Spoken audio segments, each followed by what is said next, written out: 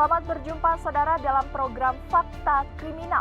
Sejumlah berita dari dunia hukum dan kriminal akan kami sajikan untuk Anda. Bersama saya Priscilla Nicola, inilah Fakta Kriminal.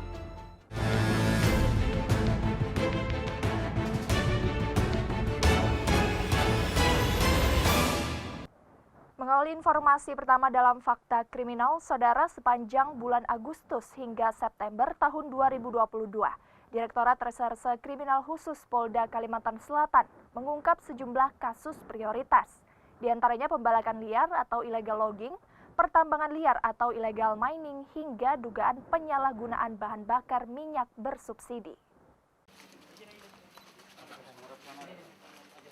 3 orang berinisial RP, AR, dan MM menjadi tersangka pembalakan liar karena membawa kayu tanpa dilengkapi surat keterangan sahnya hasil hutan kayu. Dari mereka, polisi menyita 874 batang balok kayu jenis ulin atau sebanyak 14 meter kubik yang diangkut menggunakan 2 unit truk di kawasan Kabupaten Tanah Laut.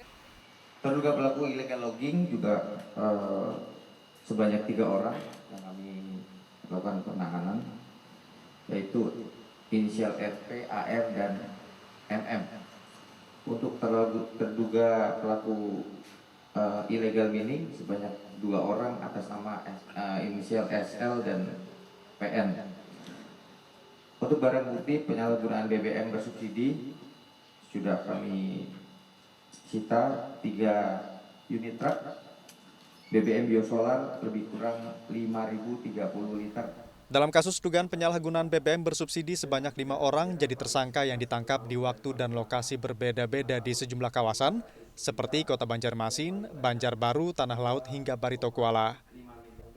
Dari pengungkapan itu berhasil diamankan barang bukti diantaranya berupa kurang lebih 5.030 liter BBM jenis biosolar, 3 unit truk, 1 tandon berkapasitas 1.000 liter, hingga uang tunai Rp9.682.000. Sementara dalam penindakan kasus pertambangan ilegal, Subdit 4 Tipiter menangkap 2 tersangka berinisial SL dan PN yang ditangkap di Desa Pandansari, Kecamatan Kintab, Kabupaten Tanah Laut, dan di Desa Pualam Sari, Kecamatan Binuang, Kabupaten Tapin dengan barang bukti 6 unit ekskavator. Fadli Azhari, Abra Effendi, Kompas TV, Banjarmasin, Kalimantan Selatan. Sebanyak 5 orang tewas dalam kecelakaan yang melibatkan 3 kendaraan di jalur Poros Balikpapan, Samarinda. Polisi masih lakukan penyelidikan kasus ini. Rekaman video amatir warga ini memperlihatkan kecelakaan maut yang melibatkan 3 kendaraan di Jalan Poros Balikpapan, Samarinda, kilometer 24 pada Rabu dini hari sekitar pukul 00.30 waktu Indonesia bagian tengah. 5 orang tewas dalam kejadian ini, sementara 1 lainnya luka berat. Berdasarkan keterangan awal, kecelakaan tersebut bermula saat kendaraan yang dikemudikan Andri dan kendaraan yang dikemudikan Nur Hadi terlibat kecelakaan saat mengarah ke Samarinda. Kedua kendaraan pun menepi ke sisi kiri jalan untuk melakukan mediasi. Namun tak berselang lama, melaju dari arah Samarinda sebuah truk loader bermuatan alat berat yang dikemudikan Agus hilang kendari. Sekitar tadi malam jam 23.00 WITA telah terjadi laka lantas antara kendaraan truk self-loader yang membawa eskavator dengan 2 kendaraan, yaitu kendaraan Etios dan juga Grandmax. Polisi masih melakukan pemeriksaan peristiwa ini, sementara sopir truk loader yang memuat alat berat telah menyerahkan diri ke Mako Polresta Balikpapan. Iskandar Amir, Kompas TV, Balikpapan, Kalimantan Timur. Saudara, seorang pria di Balikpapan tega membakar istrinya.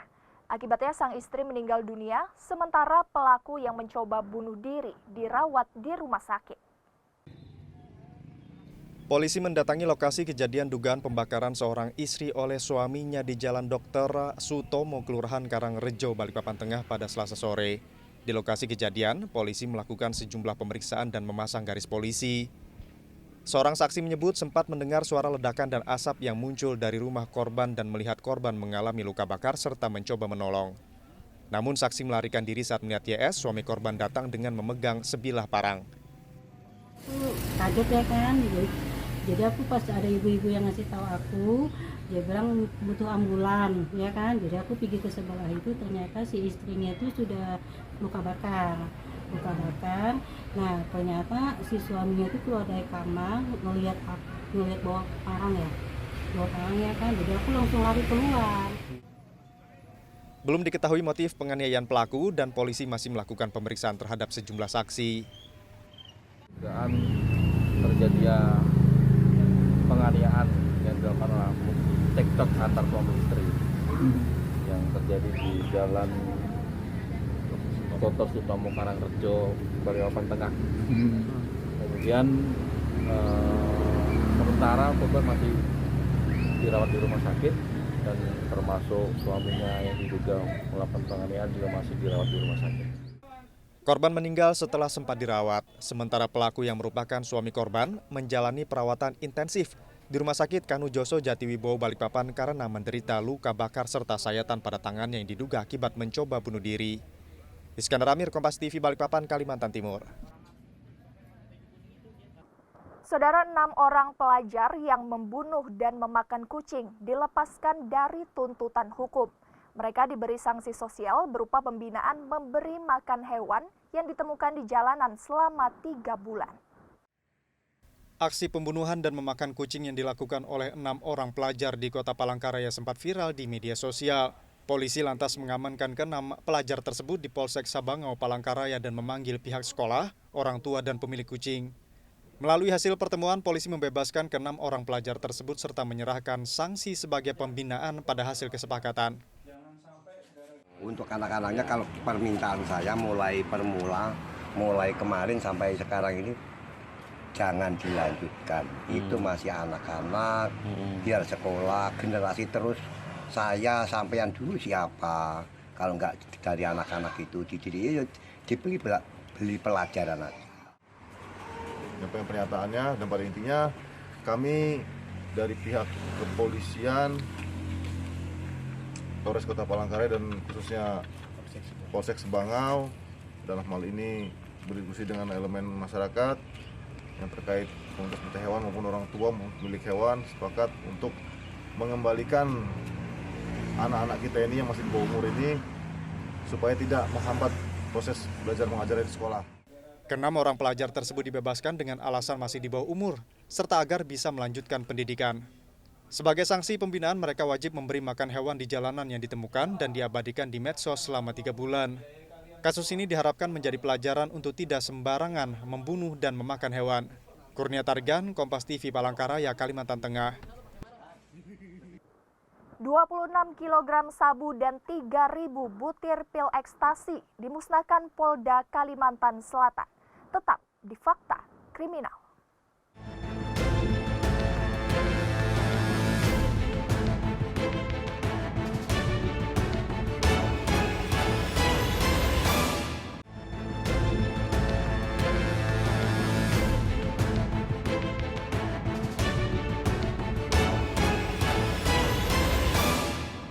Terima kasih Anda masih bersama kami, Saudara. Sebanyak 26 kg sabu dan 3.000 butir pil ekstasi dimusnahkan Polda Kalimantan Selatan. Barang bukti yang dimusnahkan hasil penindakan selama bulan Juli hingga September. Pemusnahan barang bukti narkoba oleh jajaran Direktorat Reserse Narkoba Polda Kalimantan Selatan digelar di halaman Mapolda Kalimantan Selatan. Secara simbolis, pemusnahan dilakukan dengan cara dihancurkan dan dilarutkan dengan air dalam mesin blender, lalu dibuang ke saluran limbah. Sementara keseluruhan sisa lain dimusnahkan dengan dibakar di mesin insinerator Rumah Sakit Muhammad Ansari Saleh, Banjarmasin. Total barang bukti narkoba yang dimusnahkan sebanyak 26 kg sabu dan 3.400 butir lebih pil ekstasi. Rekan-rekan ketahui, penyebaran ekstasi atau narkoba di Kalsel ini semakin banyak dan semakin meningkat karena memang demand kebetulan juga semakin banyak kalau dilihat dari kejadian ini. Kemudian dari hasil pengungkapan kita ini dari barang bukti yang ada, katakan 1 gram atau 1 butir ekstasi dimiliki oleh 1 orang, kita bisa menyelamatkan 520.400 orang. Barang bukti yang dimusnahkan berasal dari 64 tersangka dengan sebanyak 41 kasus, hasil penindakan selama bulan Juli hingga September. Pemusnahan ini setara dengan penyelamatan 520.000 lebih masyarakat dari penyalahguna narkoba. Fadli Azhari, Abra Effendi, Kompas TV, Banjarmasin, Kalimantan Selatan.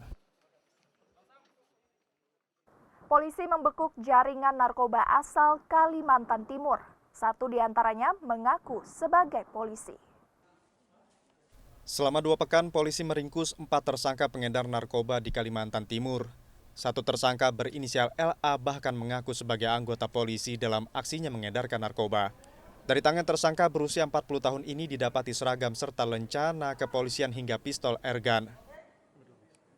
Total keseluruhan hampir 1,3 kilo kalau kita jumlahkan secara keseluruhan.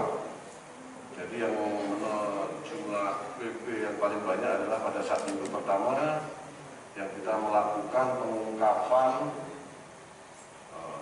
berdasarkan informasi masyarakat yang terjadi di wilayah kilometer 4 Balikpapan. Dan untuk minggu kedua kita juga melakukan penangkapan, namun ada yang menonjol karena pada saat kita lakukan penangkapan ditemukan yang bersangkutan menggunakan identitas sebagai polisi. Ya seperti yang kita sampaikan di depan ini. Dari keempat tersangka, polisi mengamankan 1,2 kg sabu. Sementara selain menjadi bandar narkoba, pelaku yang menjadi polisi gadungan juga ditengarai melakukan sejumlah penipuan dan pemerasan. Iskandar Amir, Kompas TV, Balikpapan, Kalimantan Timur. Direktorat Reserse Narkoba Polda Riau bersama Polres Dumai menggagalkan penyelundupan 203 kg sabu dan 404.000 butir pil ekstasi dari jaringan internasional di 3 lokasi di Riau. 16 tersangka diringkus polisi bersama sejumlah barang bukti. Belasan tersangka bersama ratusan kilogram narkotika jenis sabu dan ratusan ribu ekstasi diungkap tim Direktorat Reserse Narkoba Polda Riau bersama Polres Dumai di 3 lokasi di wilayah Riau. Penangkapan pertama dilakukan petugas di wilayah Taman Karya Pekanbaru dengan barang bukti 100 kg sabu dan 100.000 ekstasi dari 10 tersangka. Kemudian penangkapan kedua dilakukan di sebuah hotel di Pekanbaru dan barang bukti 11 kg sabu diamankan dari 4 tersangka. Kemudian penangkapan ketiga dilakukan tim Polres Dumai dengan barang bukti 92 kg sabu dan 304.000 ekstasi dari 2 tersangka di kawasan tepi pantai Bandar Laksamana, Kabupaten Bengkalis. Selain narkotika, polisi juga menyita barang bukti 3 minibus dan 2 sepeda motor yang digunakan pelaku. 203 kg ekstasi, 4.441 butir ekstasi, 491.000 butir ekstasi yang berhasil kita sita dari 3 kasus penyalahgunaan tindak pidana narkoba. Sejak 1 bulan terakhir, Polda Riau telah menggagalkan 250 kg sabu yang masuk dari sejumlah perairan wilayah Riau yang dikirim melalui becak laut dari negara Malaysia. Citra Indriani, Kompas TV, Pekanbaru, Riau. Informasi selanjutnya, Saudara, ribuan botol minuman keras oplosan ilegal sejenis arak ditemukan dari pabrik miras oplosan di Sampit, Kota Waringin Timur, Kalimantan Tengah. Ditreskrimum Polda Kalimantan Tengah menangkap 3 orang pelaku pengedar minuman keras ilegal tersebut. Berawal dari adanya laporan masyarakat terkait maraknya peredaran minuman keras oplosan ilegal di wilayah Provinsi Kalimantan Tengah, polisi menemukan pabrik sekaligus gudang tempat pembuatan dan penyimpanan minuman keras oplosan ilegal di Sampit, Kota Waringin Timur. Sedikitnya sekitar 150 drum yang dalam satu drum berisi sekitar 200 liter minuman keras yang masih akan diolah kembali ditemukan polisi di dalam pabrik dan gudang tersebut. Selain barang bukti minuman keras oplosan, polisi juga meringkus 3 orang pemilik dan pembuat. Berarti satu dosnya sekitar 24 ya, 24 botol kali 300. Satu botolnya itu kurang lebih 750 ml. Berarti ada kurang lebih 1 ton lebih nih. Iya, itu yang sudah jadi. Termasuk bahan bakunya juga kita sita. Selain ancaman pidana pada para pelaku, polisi masih mencari pemasok dan pabrik minuman keras oplosan lainnya. Kurnia Tarigan, Kompas TV, Palangkaraya, Kalimantan Tengah. Unit PPA Reskrim Polresta Cirebon, Jawa Barat berhasil menangkap 3 terduga pelaku bullying. Sesaat lagi di Fakta Kriminal.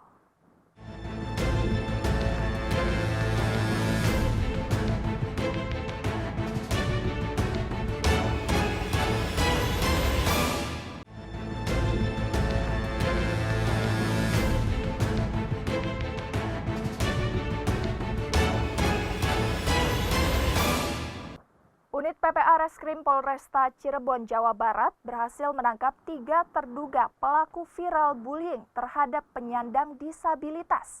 Ketiganya merupakan pelajar dan polisi masih mengejar 1 pelaku lainnya. Satuan Reskrim Polresta Cirebon, Jawa Barat langsung melakukan gelar perkara terhadap penanganan kasus viral perundungan anak berkebutuhan khusus. Petugas menunjukkan sejumlah barang bukti milik para terduga pelaku. Beberapa di antaranya sepatu milik terduga pelaku yang digunakan untuk menendang dan menginjak pundak korban. Petugas langsung berhasil mengamankan 3 orang terduga pelaku, sementara 1 orang lain yang masih dalam pencarian. 1 orang terduga pelaku merekam aksi perundungan, 1 orang terduga pelaku menendang korban, 1 orang terduga pelaku lain yang menginjak pundak korban. Akibat kejadian ini korban mengalami trauma berat. Korban ketakutan dan tidak mau keluar rumah. Sesuai dengan yang beredar di media sosial, ya kita sudah pertama melakukan pengecekan ya, terhadap kejadian tersebut. Kemudian orang tua korban langsung membuat laporan polisi. Kemudian kita dari Satreskrim sudah melakukan upaya penangkapan ya, dengan membawa para pelaku anak ke Mako Polresta Cirebon untuk dilakukan proses lebih lanjut. Saat ini korban berada di rumah dalam dampingan keluarga. Untuk para terduga pelaku, petugas mengancam dengan pasal 80 Junto 76C Undang-Undang Nomor 35 Tahun 2014 tentang perlindungan anak dan pasal 170 KUHP dengan ancaman hukuman 5 hingga 9 tahun penjara. Syahri Romdon, Kompas TV, Cirebon, Jawa Barat. Saudara, Polres Magetan, Jawa Timur mengamankan 2 warga beserta 2 unit mobil modifikasi yang digunakan untuk mengangkut BBM bersubsidi. 1 mobil mampu menampung 120 liter BBM untuk dijual lagi. Satreskrim Polres Magetan berhasil mengungkap dugaan penyalahgunaan bahan bakar minyak bersubsidi jenis Pertalite. Selain memeriksa 2 pelaku, polisi juga berhasil menyita 2 unit mobil yang telah dimodifikasi menjadi barang bukti. Modusnya pelaku memodifikasi bagian tangki menjadi kapasitas besar, dari sebelumnya 40 liter menjadi 120 liter. Kemudian pelaku membeli BBM subsidi ke sejumlah SPBU kemudian dijual lagi dengan untung berlipat. Kalau yang ini jerigen ya Pak? Membeli BBM jenis Pertalite sekali beli sebanyak 162 liter. Jumlah keseluruhannya harga pembelian kurang lebih 10.000, kemudian rencana akan dijual 11.500. Selain menyita 2 unit mobil, petugas juga mengamankan belasan jerigen yang digunakan pelaku untuk mengecer. Kepada para konsumen, pelaku menjual dengan harga Rp11.500 per liter. Polisi sudah menetapkan kedua pelaku sebagai tersangka. Masing-masing warga Panekan dan Kawedanan Magetan, namun mereka tidak ditahan. Keduanya diancam hukuman maksimal 6 tahun penjara. Hendra Setiawan, Kompas TV, Magetan, Jawa Timur. Saudara, polisi ringkus muncikari prostitusi dengan bermoduskan tempat karaoke di Kota Sampit, Kota Waringin Timur. Polisi mendapati muncikari yang menjual anak di bawah umur kepada tamu pengunjung tempat karaoke. Pengungkapan kasus prostitusi berawal informasi yang diterima oleh kepolisian serta dikembangkan oleh jajaran Ditreskrimum Polda Kalimantan Tengah terhadap tempat karaoke di Jalan Jenderal Sudirman, Kota Sampit, Kalimantan Tengah yang diduga dijadikan tempat prostitusi. Dalam pengungkapannya, polisi melakukan penyamaran sebagai pengunjung dan ternyata mendapati anak di bawah umur yang masih berusia 15 dan 16 tahun yang dipekerjakan. Polisi langsung meringkus muncikari prostitusi yang juga sebagai pemilik tempat karaoke tersebut. Menurut pengakuan muncikari tersebut, anak di bawah umur tersebut dijual dengan harga Rp400.000. Proses prostitusinya, di mana seseorang harus membayar ini untuk pelayanan terhadap wanita tersebut per orang 400.000 dengan